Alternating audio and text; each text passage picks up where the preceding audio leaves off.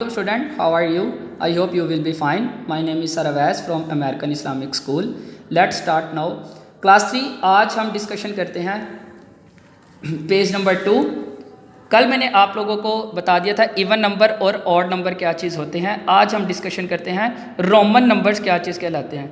Roman numbers के अंदर भी दो चीज़ें आपके पास आएंगी, ठीक है। एक तो रोमन नंबर्स को लिखा कैसे जाता है, उसके सिंबल्स को रिप्रेजेंट करेंगे, और रोमन नंबर्स के अंदर ही आपके पास आएगा अरेबिक न्यूमेरिकल, ठीक है। अब ये आपके पास सबसे पहले स्टार्टिंग लिखा हुआ है the numerical numbers that are used the world over today that is 0 1 2 3 4 5 6 7 8 and 9। जैसे हम गिनती आम लिखते हैं, ये वैसे ही आपके पास एक गिनती लिखी हुई है, हैव अ स्पेशल नेम। इसको एक नाम दिया जाता है, जिस नाम को कहा जाता है इसको क्या है, ये क्या है, अरेबिक न्यूमेरल्स है आपके पास ये। अब अरेबिक न्यूमेरल्स को कैसे लिखा जाएगा, 0 1 2 3 4 5 6 7 8 एंड 9, ये आपके पास अरेबिक न्यूमेरल्स होंगे। अब इसी तरीके से रोमन किस तरीके से लिखा जाएगा, वो नेक्स्ट पेज के ऊपर आपके पास ये लिखा है।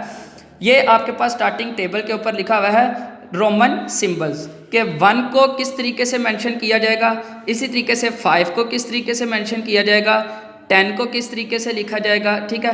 अब अगर 50 से राउंड अबाउट अगर आपके पास आ जाते हैं तो उसको लिखेंगे L, 100 को लिखेंगे C, और 500 को लिखेंगे D, और M को लिखेंगे 1000। ये है आपके पास रोमन सिंबल्स। अब स्टूडेंट नेक्स्ट हमारे पास है कि रोमन गिनती को ये 0 1 2 3 आपके पास लिखे हुए थे, ठीक है। अब इसके आगे हम चलते हैं कि इसमें रोमन सिंबल्स के अंदर लिखेंगे किस तरीके से। तो ये स्टूडेंट आपके पास टेबल बना हुआ है। आगे 1 को इस तरीके से लिखेंगे, 2 को ये आपके पास रोमन सिंबल्स, आगे ये 3 को लिखा हुआ है, आगे 4 लिखा हुआ है, आगे 5 है, आगे 6 है, फिर उसके बाद 7, फिर उसके बाद 8, फिर उसके बाद 9, फिर उसके बाद 10।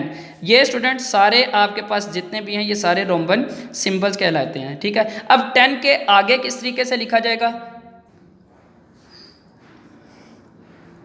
अब 10 के आगे हम 11, इसको किस तरीके से लिखेंगे, आगे लिखा हुआ उन्होंने स्टूडेंट ये कॉलम दिया है 12 13 14 15, नेक्स्ट आगे 16 उन्होंने लिखा हुआ है, उसके बाद 17 18 19 और 20।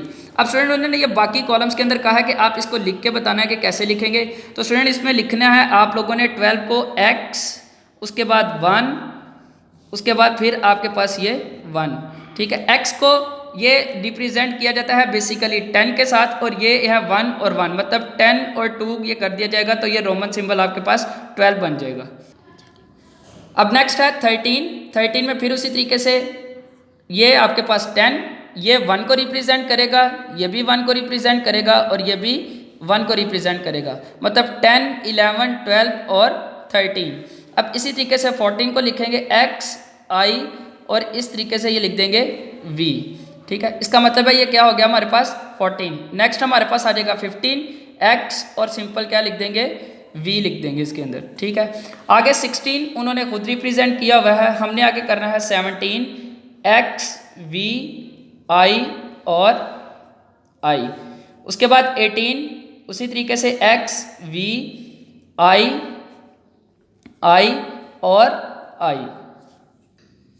अब नेक्स्ट हमारे पास है 19 को लिखेंगे x I और x, और नेक्स्ट हमारे पास 20, उसके अंदर लिखेंगे x और x। तो ये स्टूडेंट आपके पास है 11 से ऑनवर्ड 20 तक ये रोमन सिंबल्स के अंदर लिखने का तरीका, के गिनती को रोमन सिंबल्स के अंदर किस तरीके से लिखा जाता है। तो आज के लिए स्टूडेंट्स इतना ही, तो बाकी इंशाल्लाह ताला कल डिस्कशंस करेंगे। थैंक यू स्टूडेंट्स, अल्लाह हाफिज़।